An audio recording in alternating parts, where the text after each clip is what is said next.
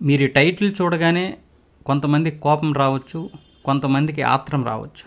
మొత్తం ఈ వీడియో చూసిన తర్వాత దీనిపైన మీ అభిప్రాయాన్ని తెలియచేయండి. తిట్టాలనుకుంటే తిట్టండి, పొగడాలనుకుంటే పొగడండి, నిజాలు మాట్లాడాననుకుంటే నిజం మాట్లాడావని చెప్పండి. కానీ ఈ దేశానికి కాంగ్రెస్ చేసిన త్యాగాలు, కాంగ్రెస్ చేసిన మంచి పనులు, కాంగ్రెస్ చేసినటువంటి గొప్ప ధార్మిక సేవా కార్యక్రమాలు, ఈరోజు ఈ దేశం ఇలా ఉండడానికి కారణం కాంగ్రెసే. చాలామంది కాంగ్రెస్ని ఎందుకు తిడుతున్నారో నాకు అర్థం కావడం లేదు. చాలామంది కూడా కాంగ్రెస్ పైనటువంటి విమర్శలు చేస్తున్నారు. కానీ కాంగ్రెస్ ఈ దేశానికి చేసినటువంటి సేవలు ఏంటో చెబుతాను, వినండి.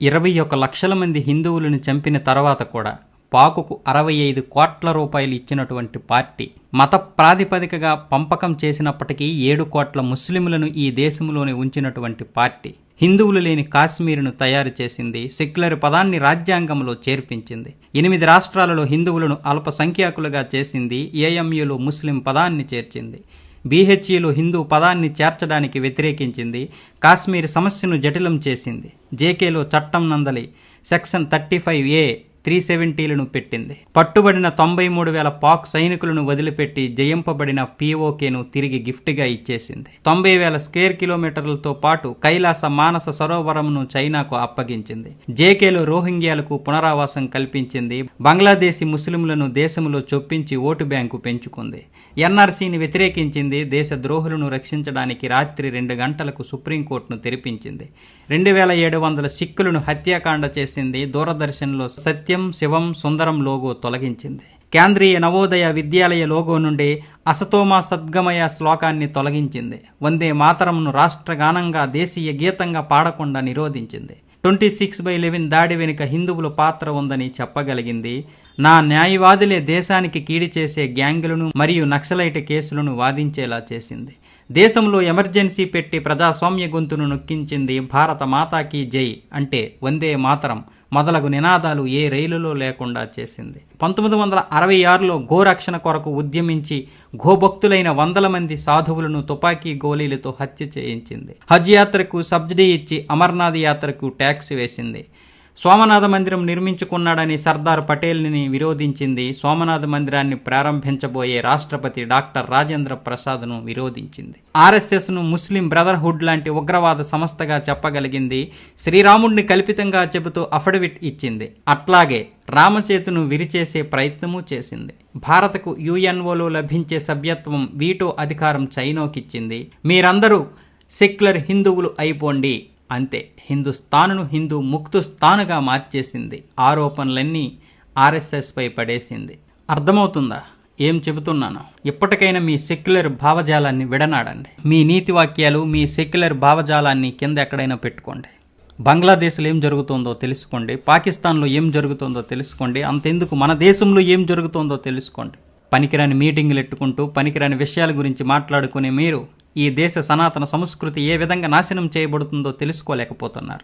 ఆర్టికల్ 25, 28, 30 హెచ్ఆర్సీఈ చట్టం 1951లో చేసింది, 1956లో హెచ్బీసీ చట్టం చేసింది, 1975లో సెక్యులరిజాన్ని రాజ్యాంగంలో కూర్చారు, 1992లో సెక్యులరిజాన్ని చట్టం చేశారు, 1991లో పీఓడబ్ల్యూ చట్టం చేశారు, 1995లో వక్ఫ్ చట్టం చేశారు. ఆర్టికల్ 28 ద్వారా హిందువుల నుండి మత విద్యను తీసేశారు, కానీ ఆర్టికల్ 30 ద్వారా ముస్లింలు మరియు క్రైస్తవులకు మత విద్యను అనుమతించారు. 1951లో హెచ్ఆర్సీఈ చట్టం అమలు చేయడం ద్వారా హిందువుల నుండి అన్ని దేవాలయాలు మరియు పుణ్యక్షేత్రాల డబ్బును లాక్కున్నారు. విడాకుల చట్టం, హిందూ కోడ్ బిల్లు ప్రకారం వరకట్న చట్టం ద్వారా హిందూ కుటుంబాలను నాశనం చేయగలిగారు, కానీ ముస్లిం వ్యక్తిగత చట్టాన్ని తాకలేకపోయారు. బహుభార్యాత్వాన్ని అనుమతించారు, తద్వారా వారు తమ జనాభాను పెంచుకోవడం కొనసాగించారు.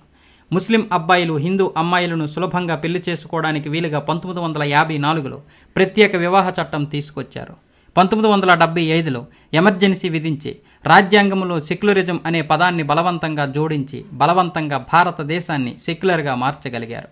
కాంగ్రెస్ ఇక్కడతో ఆగలేదు. 1991లో మైనారిటీస్ కమిషన్ చట్టాన్ని తీసుకొచ్చి ప్రకటించింది.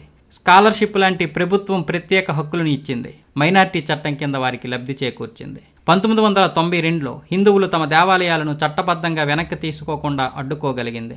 అలాగే ప్రార్థనా స్థలాల చట్టం ద్వారా హిందువుల నుండి 40,000 దేవాలయాలను తీసుకున్నారు.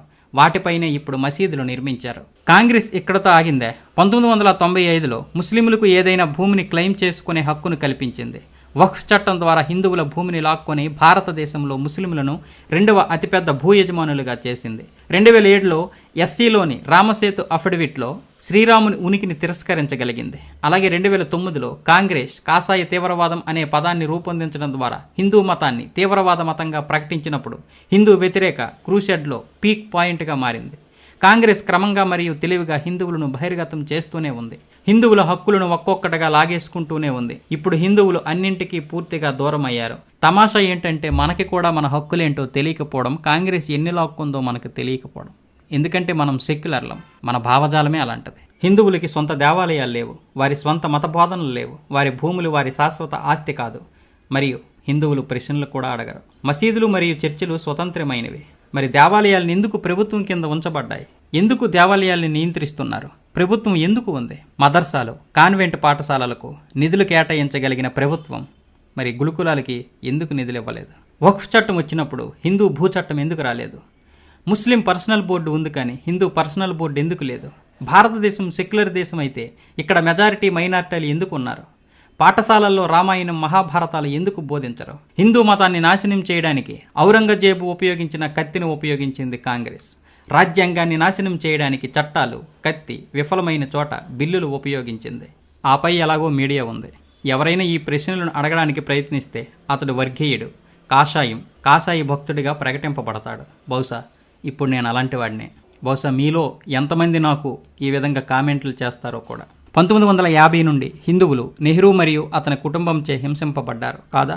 హిందువులు భారీ మూల్యం చెల్లించుకుంటూనే ఉన్నారు. చాలా సంవత్సరాలు కాంగ్రెస్ ప్రభుత్వాల నుండి నష్టపోయారు. హిందువులు బానిస మనస్తత్వం నుండి బయటపడి శివాజీ మరియు మహారాజా ప్రతాప్ సింగ్ లాగా మారాల్సిన సమయం ఇది. హిందువులకు ఇంత కీడు చేసిన ఒక్క పార్టీ కూడా మనకు అవసరమా? నిందల కాంగ్రెస్పై మాత్రమే ఉండకూడదు. రాజకీయ కారణాలతో ఎప్పటికప్పుడు కాంగ్రెస్తో పొత్తు పెట్టుకున్న ప్రాంతీయ పార్టీలు కూడా దోషులే. హిందూ మెజారిటీ దేశంలో ఇదంతా ఎలా జరిగింది? నానక్ ముందు సిక్కు లేడు, యేసు ముందు క్రైస్తవు లేడు, మహమ్మద్కు ముందు ముస్లిం లేడు, రిషభదేవునికి ముందు జైనుడు లేడు, బుద్ధుడికి ముందు బౌద్ధుడు లేడు, కార్ల్ మార్క్స్ ముందు వామపక్షవాది లేడు.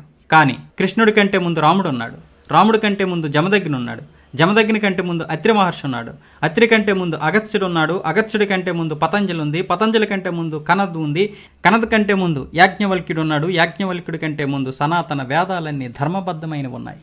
మరి ఇదంతా హిందూ మెజారిటీ దేశంలో ఎలా జరిగింది? ఈ రాజకీయ చదరంగంలో 12 ఎత్తుగడలు చేయబడ్డ ఈ దేశంలో మొట్టమొదటిది మొఘలులు భారతీయులయ్యారు. మరి భారతీయుడు కాఫీర్ అయ్యాడు. ఎందుకయ్యాడు? గియాసుద్దీన్ ఖాన్ మోతీలాల్ అయ్యాడు, జవహర్లాల్ నెహ్రూ అయ్యాడు, ఇందిరాగాంధీ, రాజీవ్ గాంధీ, మైనో గాంధీలు అయ్యారు. మరి భారతీయుడు మూర్ఖుడయ్యాడు. మోమిన్ కాశ్మీరీ అయ్యింది, కాశ్మీరీ పండితులు చరణార్థులయ్యారు. బంగ్లాదేశీ బెంగాలీ అయ్యింది, మరి బెంగాలీ హిందూ బయటవాడయ్యాడు.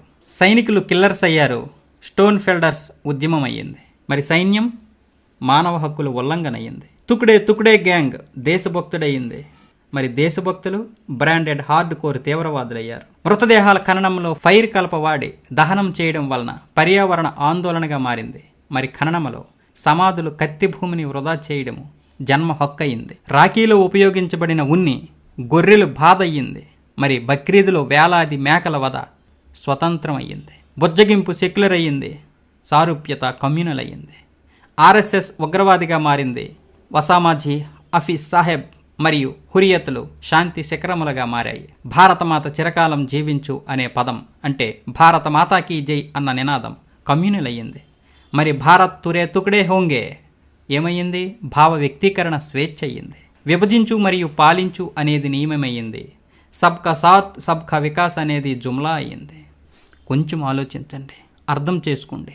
హిందూ మెజారిటీ దేశంలో ఇదంతా ఎలా జరిగింది? సనాతన హిందువులు ఎప్పుడు ముస్లిం దేశానికి పౌరులయ్యారు అది కూడా తెలియదా? ఎందుకంటే మనం నిద్రపోతున్నాం కాబట్టి. మజ్బూర్ హిందూ అయినందుకు నేను మిమ్మల్ని అభ్యర్థిస్తున్నాను. ఏ విధంగా ఈ వీడియోకి 10 మందికి చేరేలా చేస్తారో అది మీ ఇష్టం. చెప్పాలనుకున్నది చెప్పాను, జరుగుతున్నది మాత్రమే చెప్పాను, జరిగింది మాత్రమే చెప్పాను. జరగబోయేది ఏంటో తెలియదు. ఎలాంటి దారుణాలు జరుగుతాయో మీరు పక్కనే ఉన్నటువంటి బంగ్లాదేశ్ను చూడండి, పక్కనే ఉన్నటువంటి పాకిస్తాన్ను చూడండి, ఈ దేశంలో జరుగుతున్న అన్యాయాలను చూడండి. నిజమేంటో మీకు తెలుస్తుంది.